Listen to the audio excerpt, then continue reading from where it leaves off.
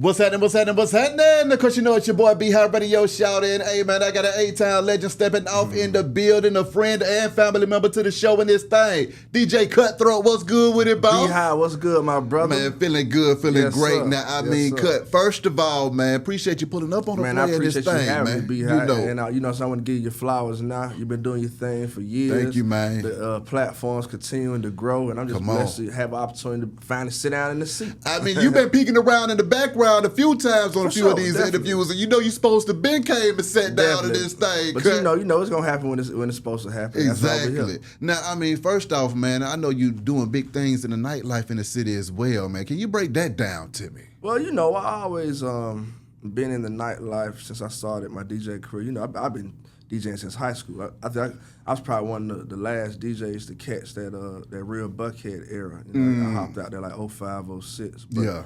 More recently, like these last 4 years, I'm more behind the curtains, being a club owner. You know, I got a spot, pregame bar and grill. Yes, sir. I'm right now on Martin Luther King, that historic Vine City. That's right. Atlanta University Center. I'm right across the street, 3 minutes walking distance from Clark, Spelman, Morehouse, Morris Brown. You know, so it's new for me. It feels like when I first started DJing. Okay. You know, I don't know what's around the next corner. But it's exciting for me, you know, being in this hospitality industry. I can dig that. Now, I mean, Kutt, take me to day one, though, man. What was it that drew you to the music and made you realize that this was something that you wanted to do for the rest of your damn life, man? Man, I'm not even gonna lie to you. You know, I've always been in the music. I grew up in the church. You know, my grandma had me singing in the choir and all that, and then Don't tell me you can hold a note in this thing, Kutt. You know, it's been a while. But you know what's crazy?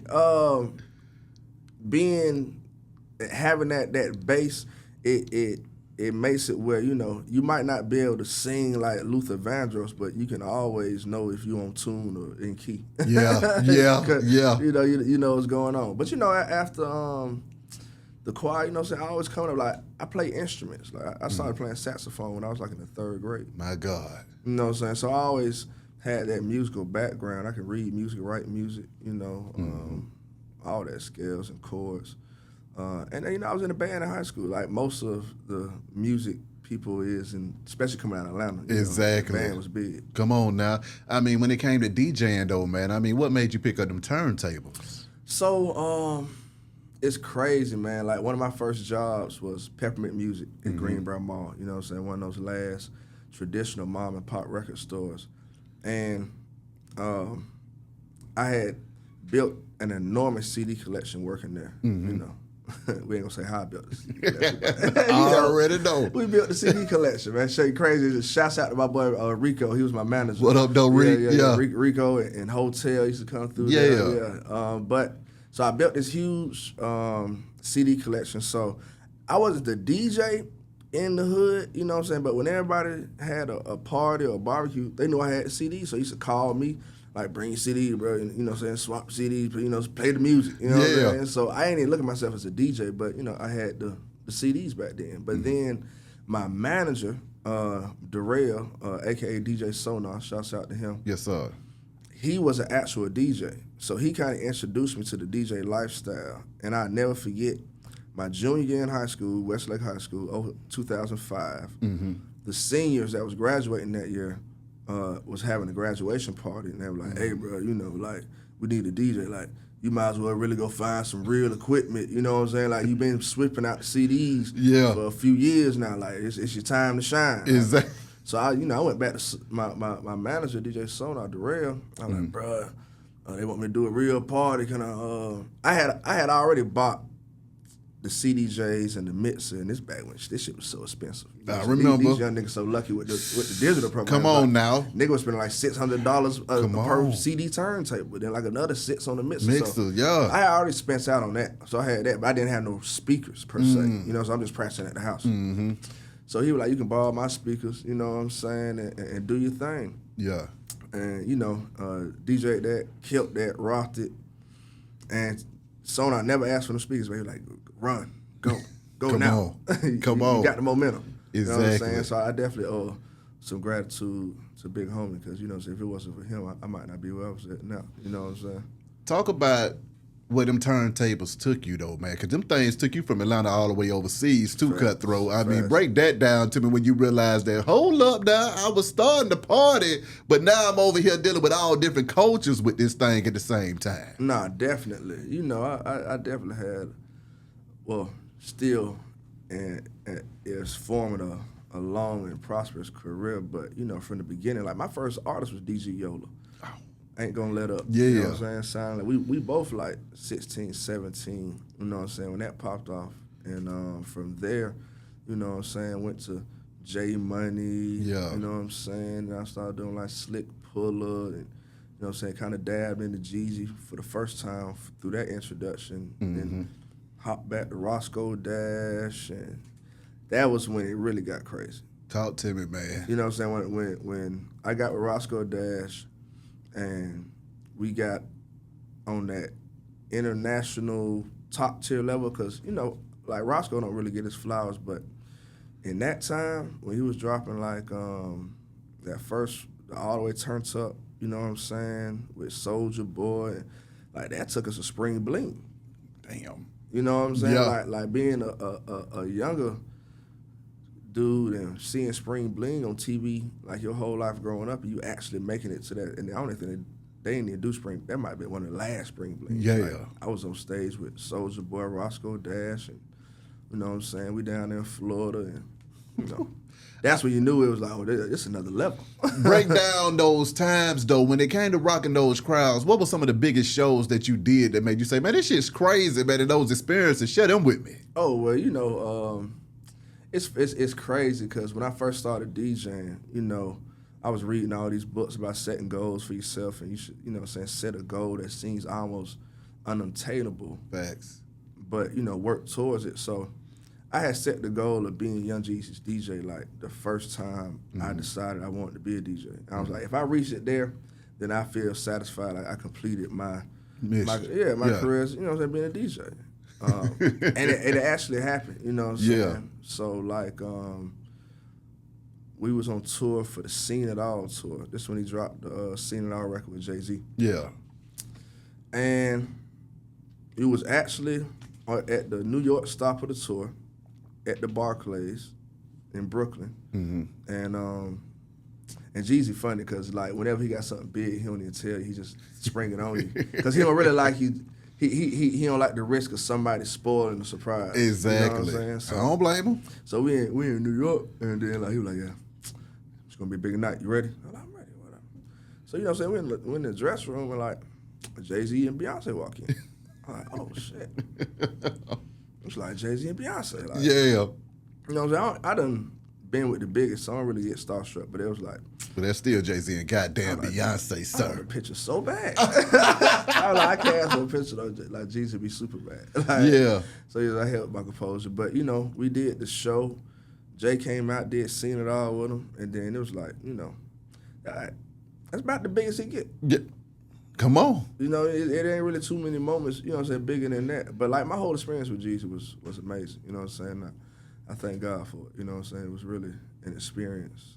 But several shows like that, like the one at the Fox when we did the 10-year anniversary. We brought the live band. Yeah. You know, we had Kanye come out. I ain't know Kanye was coming in either. You know, like Kanye and Andre 3000. And yeah, like Jeezy was at the top. You know what I'm saying? So everything we did was huge.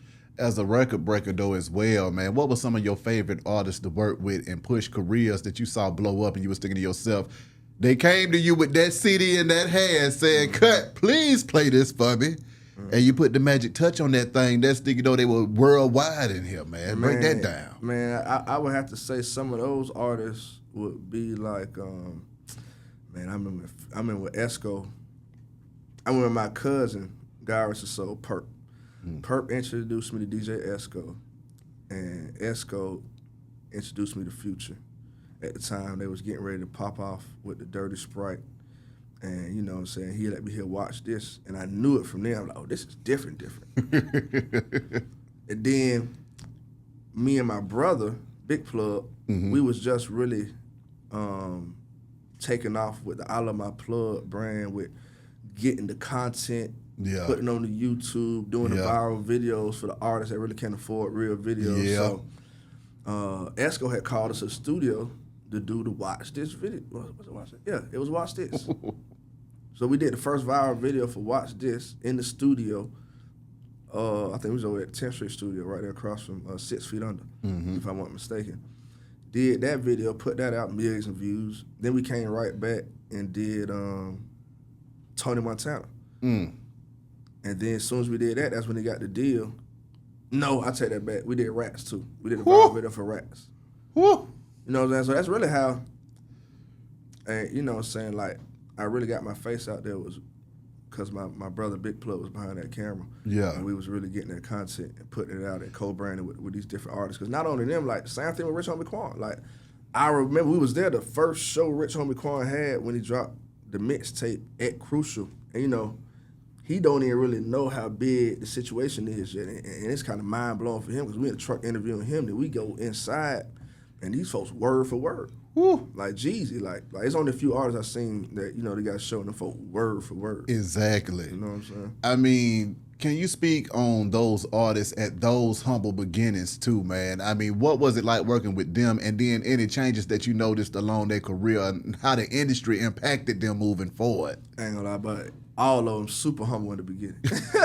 you know, right? They super humble in the beginning. Please, sir, I thank you, man. You know what I'm saying? So everybody start off like that. And you know, on the other end, man, a lot changes, you know, but for the most part, those ones that, cause you know, I'm born and raised from Atlanta. Come on now. Like a lot of these artists I seen and we had relationships before they was artists. Yeah. And we just running around badass niggas in the streets. Come on. You know what I'm saying? I feel you. I feel you. Like, man, I remember when I first started DJing, you know, I was a teenager. So my demographic was teenagers. So I was doing teen clubs, teen parties. You know what I'm saying? I was promoting my own concerts and all that. And, man, I vividly remember, like, Lil Baby at my party. You know what I'm saying? Pocket full of money with some True Religions on. Rollo coming through with the fam. You know what I'm saying? Before fam, when they were just the fam. You know what I'm saying? Schoolie with the rich kids. Come on now. You know what I'm saying? Like the whole Jeff in there. You know what I'm saying? Yeah. Thug. You know, like for real. It's crazy. I mean, when you look at the trajectory of Thug, though, man, and see where he took it, I mean, what was going through your mind when you was thinking, okay, I remember seeing you on this $100 bill going crazy with the rich kids. That's thinking, you the biggest thing in the city, man. I mean, how did that make you feel witnessing that? Nah, that was a surreal moment for the city. You know what I'm saying? But it's always been like that. Like, Atlanta is known to champion their artists. You know what I'm saying? And we have a perfect environment to cultivate and really produce artists. Like it's almost like a real farm or a real plant or a real school, whatever you want to put around that production of artists. Like we groom artists. Like you come down here and live an artist lifestyle. You know what I'm saying? We got the production and the studios and everything you need to become an artist, and then like to cultivate your career. Like it's not too many places you can go to have all the right elements, from clubs to studio. You know what I'm saying? Like it takes all of that. I'm going to hit you with this, though. Because, see, one of the things about the coalition, I mean, hell, they still raising hell to this day, but they are the only ones still putting it down for the town today. Everybody else moved on and started you over here got the whole nightlife club thing going on, screen podcasting, Drum got Uzi. Everybody done moved on in different paths and said, you know what, we just going to go ahead and do what we need to do to keep our brand moving. What I'm saying is, as far as keeping the culture alive in the city, the coalition are the last of a dying breed that's actually working with artists to help them get up through there. What the hell do you think happened? Because I think personally, the city's taking a hit when you don't have... Nigga, all of those crews that I just named were working together to get one person up through there at a time. Definitely. You got 5 different crews of folks pushing your record. You ain't got no choice but to blow. What do you think happened in the city now, Kutt?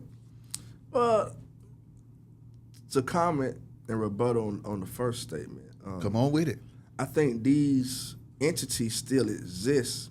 They just evolve with the times. You know, it's just basic life and basic business, just facts. You got to evolve with the time. You know what I'm saying? So I think, you still got a hood rich, but instead of having a DJ crew that's in the club pushing the artists, those DJs evolved to bigger platforms. So now you got Scream over here with the Big Facts podcast. It's still hood rich. You know what I'm saying? He's still touching the artist, but it evolved from the mixtape and club hustle to that. You know what I'm saying? To the I Love My Plug, where, we still got 50 plus DJs in the Southeast that's working, but they have evolved from being in a club where you're hearing the drop consistently to, all right, they on this radio platform, you know what I'm saying? Or they doing this podcast over here. And it's just a lot of the entities evolving and moving in a different space. And those traditional things that we used to seeing for us to really clock it don't exist no more. Like the whole, even though the mixtape game is coming back strong, shouts out to Drama, he got the Grammy with Tyler the Creator, you know what I'm saying? And so it's resurging with new Jeezy mixtapes and all. Even though it's coming back, it's never, or it's not as strong as it was in the past, where you really had to rely on the mixtape to get your new artists and get your new music, because it wasn't an Apple Music playlist. It wasn't a Spotify. The DJs were the curators. Yeah. So right now, though, when I talk about that torch, who picked up the torch? You see what I'm saying? Who picked it up? Like I said, when I was working in radio at Hot 107.9, I took it upon myself to say, nigga, I'm about to interview everybody coming out of this city. If you can't get on the radio, I'm going to put you on the radio. I don't care what the hell's going on. That was just my service and cross the bear in the game. When I left radio, I ain't seen nobody pick that torch up. Nah, I ain't gonna lie to you. Like, we was on the cuffs and on the end of that generation that really put in that work. I think the more the internet and the digital realm took over it, because you remember when we was like, you remember our day, hand-to-hand flyers, come back, hitting the parking lot cars, being at the let-outs. You know what I'm saying? So you put that same grind to when you hit the radio station, I'm going to work. I'm going to reach out to every artist, you know what I'm saying? But now, this new generation, they feel like, you know what I'm saying, all I got to do is do one thing and go viral. You know what I'm saying? Like, they don't really, and I don't blame them because they ain't really feel it. They ain't touch it. You know what I'm saying? Like we know to go hard because we touched it. Exactly. It's so easy for the new generation. And I'm talking about being selfless in the game. You see what I'm saying? Just being selfless. Like, okay, I don't care if I get a thank you or not.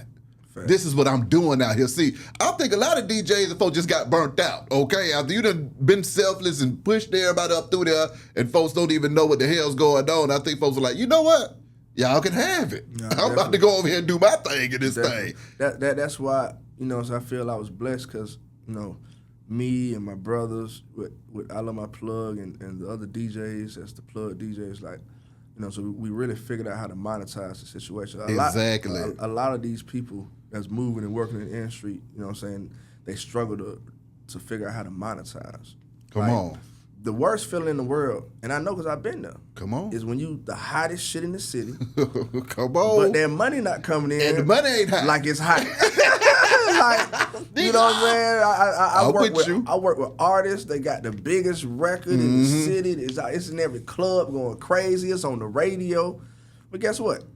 They ain't do their paperwork. They ain't getting the money. They got holes in their net. Like, you can't go fishing with a hole in their net. At all. You have 1 million fish pass through that bitch, you ain't caught nothing. Come on now. That's the worst feeling on earth. How do you feel about the state of the city right now, though, Cutthroat, with the music industry and the scene? Because you got to remember during the time of you being a young I Love My Plug DJ, and then I want to touch on that, too, with a few of those DJs that you had over there as well. But during that time, it was so much coming out of the city, man. I'm talking about, it was 10 folks a year, man. No, definitely. 10 folks a year. So, I mean, now, I don't know if anybody notices it or if it's just me, but I saw Baby drop, and I ain't seen nothing hit since Baby. And Baby a whole vet in the game now. He ain't no rookie no more. No. You see what I'm saying? And that's when I had to start screaming and yelling, saying, okay, what's really going on around here? Why ain't the music getting up through there? Because I have heard a few records here and there that I was like, okay, that sounds like that'll probably go if he get an opportunity. Right. But I was like, who are the people that's still able to push it? And when I did hear them records, it was coming through the coalition. Mm-hmm. You see what I'm saying? So how do you feel about the state of the game right now? And what do you think needs to be done to get it back to where it was? Or do you think that's just the golden era that we got a chance to experience that then passed us by? Well, I think one of the unique advantages in Atlanta, like we touched on earlier, is we got a machine built. Mm-hmm. You know, so you can have other cities, you know what I'm saying, like a Memphis per se that, you know what I'm saying, has a nice run of artists, but if you don't have the infrastructure to support those artists, then it's not going to be sustainable. Yeah. That's one of the reasons why Atlanta really has been so strong for so long, is because we got this machine built. So it's down there like, we can put your grandma in this motherfucker. And we can make it go, you know what I'm saying, because we got it set up like exactly. that. But that's, you know what I'm saying, what might be wavering is the machine. Yeah. To your point, at one point it was coalition DJs. I remember when it was, nigga, look, I come from LOD, Legion of Doom. It was just 2 crews in the city.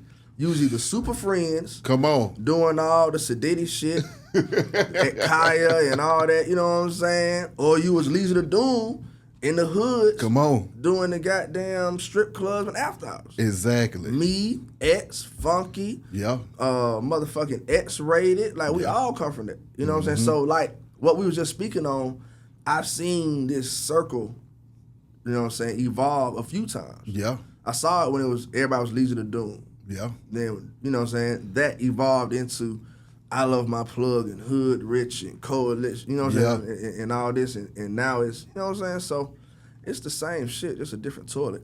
You know, in more or less words. So now also, I just want you to touch on those times though, man. I mean, for those that don't understand, because see, we got to document history at the same time too, definitely.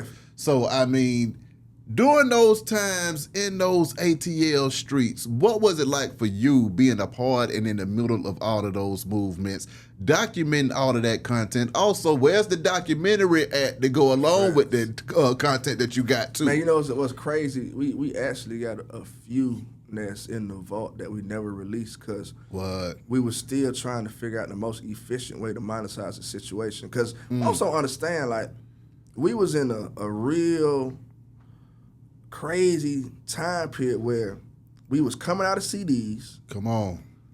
And transitioning to digital, but the digital was still kind of shitty. So, like, a lot of folks weren't really fucking with it. So, it's a whole era of music in Atlanta that kind of got lost in the shuffle. You know what I'm saying? You. Like, I'm with you. Like, I was with my boy, man, forgive me. I can't even remember his name. You bad as me. I was with my boy the other day, and he brought up a record of his that was like huge in Atlanta, but that like didn't even make it to digital. You know what I'm saying? Like, just really got lost in the shuffle. So it's a lot of stuff like that. But you know, it was a great time period. You know what I'm saying? What a time to be alive! Like those early 2000s. You know what I'm saying? What you got in that vault though, Kutt? I got some shit.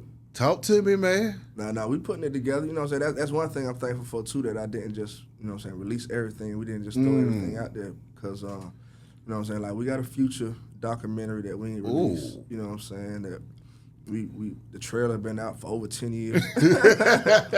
But, you know, once you, like see, like, the Netflix situation and the Kanye homeboy getting $40 million for his raw footage, it's like, we sitting on all. Exactly. Like, if you can get a $40 million for Kanye, I know Future worth at least a 5 or 10. Like, what's good? What's come good? Come on, like, if not a Twinkie. Come on, shoot. Man. So, you know what I'm saying? We moving on opportunities like that, and that's what I mean about evolving. You know what I'm saying? It ain't the mixtape no more. So, so now everybody is on Netflix. So, how can you transition your content that you already own onto that platform to monetize over there? Exactly.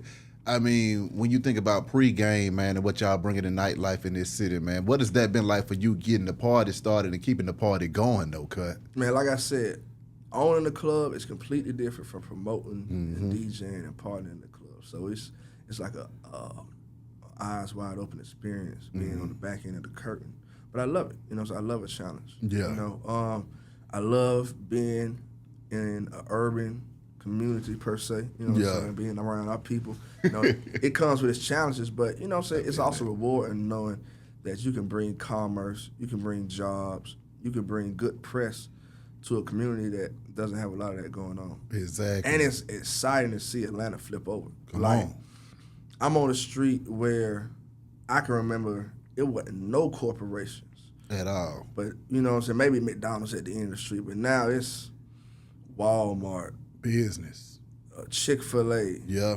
Zaxby's. Yeah. Mercedes-Benz Stadium at the end of the street. Come a on. $1 billion infrastructure. You know what I'm saying? Crazy. Like that whole west side. It's so many projects that's going down. Like Atlanta's becoming unrecognizable.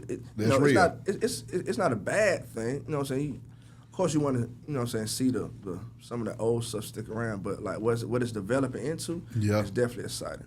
Okay. We're definitely leading the world. Like it's Wakanda for real, the urban capital of Earth. Come on. Come on. You want to do anything urban, you got to come to Atlanta. Exactly. I mean, I love my plug DJs. A young DJ Plug, a young DJ JT, man. sir. I mean, what was it like seeing them young fellas get in the game Man, and them crank it up and start their own little thing, man? I'm so proud of all my brothers that came through the I Love My Plug and the Plug DJs umbrella. And it's crazy because, like, when I met all of them, they, you know what I'm saying, I was young. Yeah. So they were super young. Exactly. You know what I'm saying? Like, we popped this off like 08 type. You know, My God. 2010, like, so between them years, that was the formation of that. So, you know, I wasn't nothing but, like, 19. So they was, like, 10. 15, see, right? It's 10. Niggas was Like, babies. for real. Like, I remember having DJs that was like real kids under the umbrella.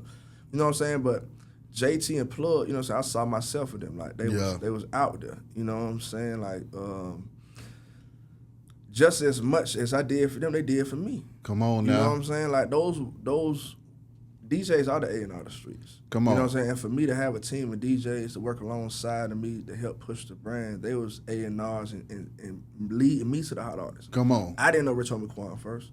They was working with Rich Homie Quan. They Yeah. came to me, Kutt, but we got this artist, Rich Homie Quan, he probably gonna be the next one, but we need to get him on live mixtapes. You know what I'm saying? I had to plug live mixtapes. They had never been on live mixtapes. Crazy. And I definitely didn't mind sharing the platform. Oh, we finna work together, let's do it. Let go. Put all 3 of our names on it. We finna post it up. Exactly. You know what I'm saying? To this day, one of the highest streaming mixtapes on live mixtapes. You know what I'm saying? That whole live mixtape era was crazy.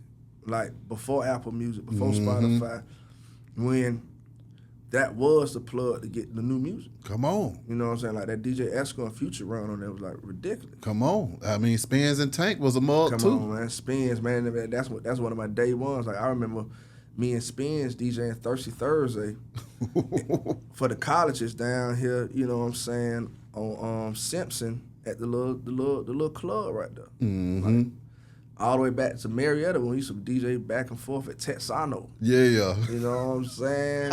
Back when Marietta had a club scene and run around Sue's and all that. Come on. Something that you just said that kind of touched me a little bit though, Kutt, when you was talking about Plug and JT, you said just as much as they did for me, I did for them. That kind of camaraderie comes from the old Atlanta right there, man. Right. You see what I'm saying? You gotta know how to give and take. You gotta know how to put in work and not get credit and know your time is coming. Like, you know what I'm saying? This new generation when everything's so fast. You know, it's the sign of the times, man. It's so much content being pushed down our throats. Yeah. It's coming out so fast. It's so much. You kind of want everything in life to move like that, but that ain't how it go. Come on, man. You know what I'm saying? When you talk about staying down and just being persistent with the game, man, what were some times that you thought that this might not be for Cutthroat and I need to just take my ass home and go to bed? Man, like, I ain't gonna lie. Consistency is the key in staying down. Yeah. You know what I'm saying? Like, that's what it's got to be. That's the only way it's gonna manifest. Yeah. You know, it's gonna be times where you're gonna say, fuck it, and you wanna quit. Yeah. You know what I'm saying? But that's what really make you and make what you doing great. Yeah. Because, you know what I'm saying, you gotta push yourself to the limits. To make it, it's gonna take all your time. Mm-hmm. It's gonna take all your effort. It's gonna take all your money. Ain't nobody cut no check for the studio for you, behind. Come on. Come on. Come on now. Come on now. You out here investing in your dream. Your damn self. And investing in yourself and doing what you got to do to monetize your content to make it make sense. Come on, man. That's what it takes. you kind of snapped hard as hell with that shit. Come on. Because you know one of my favorite sermons that I preach is called "Help Ain't Coming." Okay, and by the time help does finally show its face, you don't need the shit. You see what I'm saying? So it's like you got to stand up and man up, and then also pull some folks up along the way while you at it. You see what I'm saying? Just hopefully, like what you said, as much as I did for them, they do for me. Man, my career wouldn't be shit if I didn't have my plug DJ brothers to direct me to these hot artists. If I ain't have people like my sister Erica on my team that, what up though, Erica? You know what I'm saying? Yeah. Make sure I'm getting the proper lighting. Make sure she's pulling up the events and spraying the out of my plug name and keeping the brand strong. And you know, that's how it go. When it comes to breaking records and having an ear for it though too, because see, also at that time, man, like you say, a young JT and a young plug bring you a rich homie Quan. You meet a young Future in the streets. Street A&Rs, man, that's really what I think is going on here. Mm-hmm. What happened to our street A&Rs? But then also I want to ask you, what were the records that you heard that was straight out the kitchen from the street that you said, okay, this only 10 folks done heard this record, and this thing is out of here? Man, you know, when you speak on records like that, a funny story come to mind. Uh-huh. So, Shot It Low. This is around his peak. Like, this is like peak. I'm the man. You know what I'm saying? Like, he the hottest shit in Atlanta right now. So yeah, so I was staying in the Country Square on Cascade Road. You know, that's where I'm from, Southwest Atlanta, baby. You know what I'm saying? So me and my cousin got our first apartment. We in Country Square. Yeah. Hotel, I don't even know who took. Well, I do. I take that back because Hotel was coming through Peppermint. Yeah. So Hotel ended up moving to the apartment. Got this ragged ass red Ford Explorer truck. We all broke. Man, we all broke. Yeah. So he is like road manager, Shot It Low at the time. And you know, being a young DJ in the streets of Atlanta, especially if you hot, you don't get all the music. Like everybody bring you the music first. So I can't remember how I came across this Shot It Low song, but I had this Shot It Low song. And I'm going hard with it in the hood. I'm goddamn breaking it. It's done. I'm talking the beat's crazy. I had never heard no shit like this is crazy. Like, dum, dum, dum, dum, dum. So I'm playing it or whatnot, and Hotel come through the house one day, and I was like, man, that new Shot It Low record. Oh, he's like, what new Shot It Low record? I played like, I ain't never heard this record. Where you get this record from? This the manners at the time. Like, they're like, where did you get this record? I'm like, I got, I'm in the streets. Man. What the hell you talking about? So, you know what I'm saying? Of course, Dun Dun go to be one of Shot It Low's biggest records.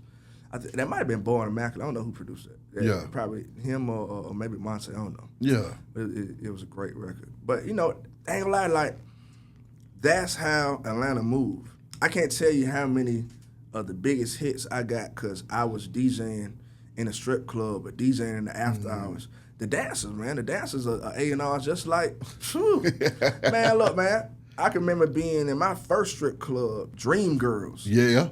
In Hateville toward the post office over there. You know what I'm saying? And the dancer putting up on me with a CD with the marker right, and then it say Young Ralph. My God. Look like money. You know what I'm saying? And that was my first introduction. I'm playing the hell out of that forever. You know what I'm saying? Like, there's plenty of records like that, though. That's what makes Atlanta special, is what you said, the A&Rs. Come on. Like that's really what might be missing. You know what I'm saying? I can't put my finger directly on it, but you definitely hit that might be what's missing. Because, like, Future, for example. Yeah. When I say everybody was rooting for Future. Come on. From the dancers to the DJs, to the promoters.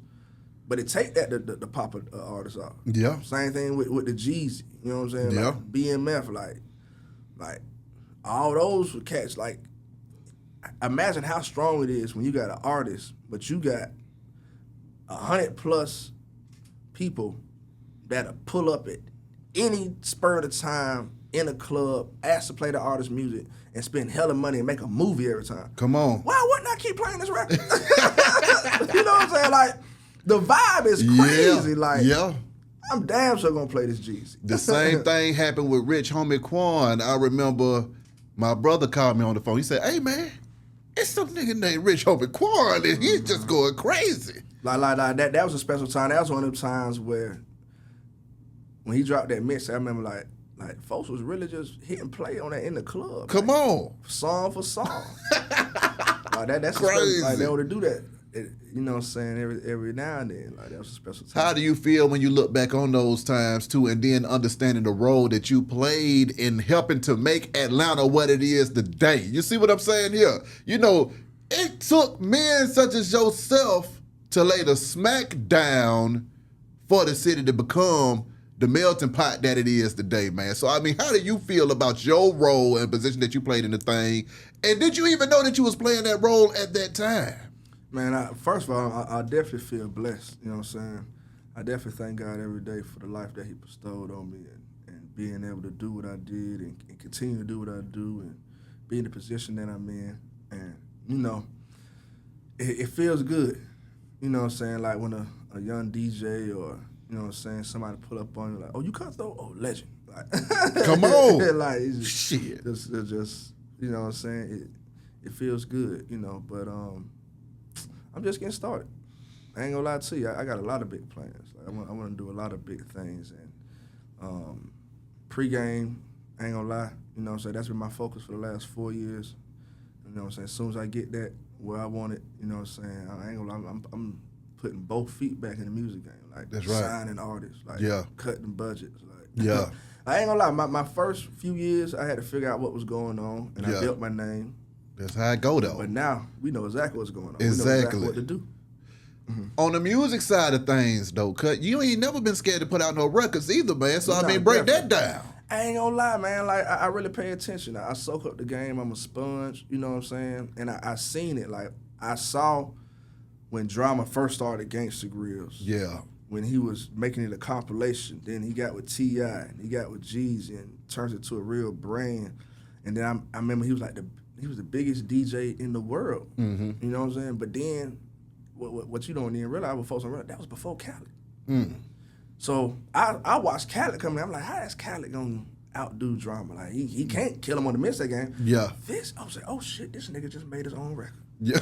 I said, I didn't even think about that one. He had to run with T-Pain. I said, and got bigger than Drama.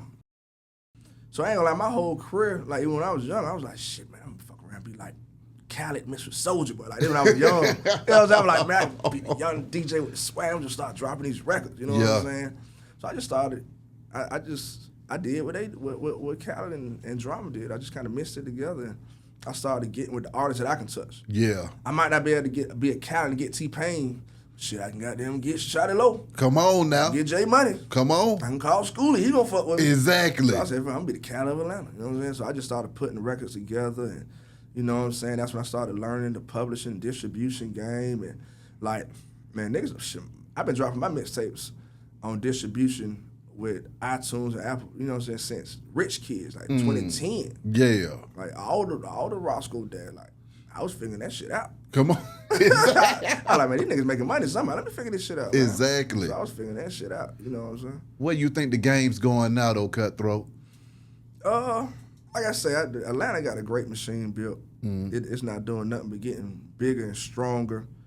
I just think we just got to communicate a little better, and to your point, like really coming together and push the button when we want to push the button. Because we got the power to push the button. Yeah.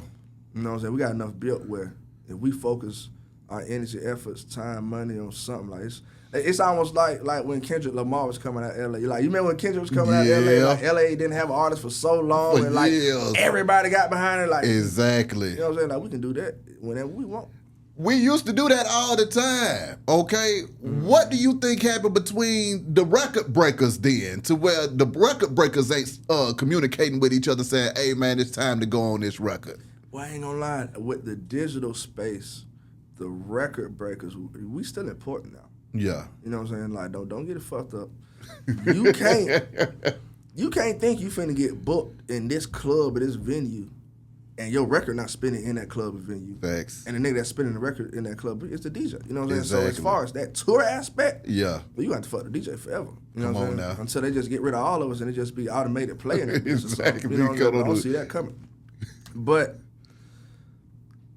with the introduction of the digital, like that digital holds a lot of weight now. Mm-hmm. You know what I'm saying? Social media holds a lot of weight. Yeah. So it used to be, you know, the gatekeepers and the record breakers, we was all that you didn't have no choice. You had to fuck with us. Yeah. You know what I'm saying? But now that the power is kind of divided into some of these digital platforms, those hold weight, but you don't really see too many platforms communicating with the DJs. Like, that's where the disconnect is. Like, exactly. The digital platforms got to communicate with the grassroots platforms to bring the whole formation of the promotion together. Come on and the now. marketing together. That's what don't happen. Exactly. You know what I'm saying? Like, it'd be a different story of, you know what I'm saying, Apple Music, Spotify, Coalition, all over. If we was all at the round table, oh, you going to see what it used to be. Because that's what it used to be. Everything that was there available to push the artists was working together. The radio niggas was working with the DJ niggas. Exactly. They was working with the mixtape niggas. Like, all the aspect that it took to put the club, everybody. Exactly. You know what I'm saying? Like, it ain't, like, how do you bridge the gap between technology and grassroots? That's what's the disconnect. I can dig that. In my opinion. Moving forward, though, Cutthroat, what the hell you want to tell your fans? And are there any sneak peeks that you can give us before you slide, man? Man, you know what I'm saying? Well, first of all, everybody that rocks with me, you know what I'm saying, those are my supporters. I don't even really use the word fans, man. Y'all family. You know what I'm saying? If you ever came through pregame and bought some food, bought some drinks, popped a bottle, paid at the door, paid for parking, you know what I'm saying, I rock with you. If you ever downloaded a DJ Cutthroat mixtape, streamed a DJ Cutthroat album, you know what I'm saying, I appreciate all that, you know what I'm saying. And the one thing I can say is we just getting started. Like movies and, man, I got all types of shit in the works. I ain't gonna lie, B-High. I'm with you. Like my next couple moves is some shit like you wouldn't even see. You know what I'm saying? It's gonna be like when I speak on that technology end, like I'm really working on something big for the DJs technology-wise. Like just, I'm gonna say this one thing. Like imagine if artists and DJs got paid per spin when they DJ, no matter where they DJ. Yeah. Whether it's a club, whether it's the radio, you know what I'm saying? Like, it's so many billions get made in this music industry. And it's like the ocean. It's so much that's untapped. Yeah. It's so many places that music get played that the artists don't get paid. Like, that's how you gotta look at it. Like, legally, every time you hear this intellectual property, whether you produced it or wrote it, you're supposed to get paid. Exactly. So if you at a party and it's getting played and you're not getting paid, that's untapped territory that we have yet to cover. If you in the elevator and you hear music, you ain't getting, that's untapped. I don't care where you hear, you supposed to get paid. So if you ain't getting paid and it's getting played, that's untapped territory, and we coming for it. Come on now. Okay, and what advice do you got for the next generation coming up after you, though, Kutt? Man, number one, education is everything. Yeah. Educate yourself. Whatever you want to do. You know what I'm saying? I'm not saying you got to go to school and make all A's and know everything. Mm-hmm. But, you know what I'm saying, it's always great in the beginning to try everything to see what you might be rocking with. But outside of that, like, when you do figure out what you want to do, like, educate yourself. Yeah. Not on just the current, but the history. Because it's a lot of lessons to be learned in the history of what you rocking with. You know what I'm saying? Like, a lot of this stuff ain't new. Most of this stuff done happened before. And if you can look at some of the old history and look at the trends and how they might have failed and how what the success was, you can avoid a lot of pitfalls. Come on now. Like, don't nobody know Atlanta better than the dude that got lost so many times and learned all these back streets. Like, that's how I feel like I am in the industry. Like, I was that cat that got lost so much. Nigga. But, you know what I'm saying, it built me to have, like, I'm the GPS of the city now. Like, where do you want to go? I can take you anywhere you want to go. Let's do it. Exactly. How can these folks contact you, though, Kutt? Man, you can call me straight up, 862-250-5888, which is 862-250-CUTT. I got that when Google was popping with the Google Voice way back. They used to let you do your own thing. Yeah, I still got that one. You can always pull up on me at pregame. I'm there every day. I ain't gonna lie to you. I got all of my plug studios in the back. Yeah. We got the same setup. You know what I'm saying? We're doing the podcast. Yes, sir. You inspired me, B-High. Come on with it. Come on with it. But see, like I say, we consistent. need more of that. That's my whole point. Because we can turn this thing out from a podcasting perspective to where we can break artists through the podcast. Exactly. They come do my show, your show, Scream show, ATL Top 20 show, Coalition DJs show, Dirty Glove Bastard. Exactly. Everybody that got Nietzsche, Ugly Money, nigga, we can push the button from that spot too. See, because I ain't gonna lie, like, it don't make no sense that we producing all the artists, but as soon as you get ready to go a media run, you shoot straight to New York. See that? This is the New York. This is the media run. To your point, if everybody's set up and everybody ready, the artist should come here and we should be moving him around. Exactly. And this the media run. Like, yeah, it's no reason. You ain't gotta leave Wakanda to get on. Exactly. Wakanda got media. Come on, man. Come on. For real. My brother, I appreciate you. Man, already. I appreciate you too, man. Yes, appreciate you coming through this thing. Wish you nothing but the best and much success. Beehive Radio shouting. DJ Cutthroat. Go. I'll let y'all in a minute, man. We gone. Yes, sir.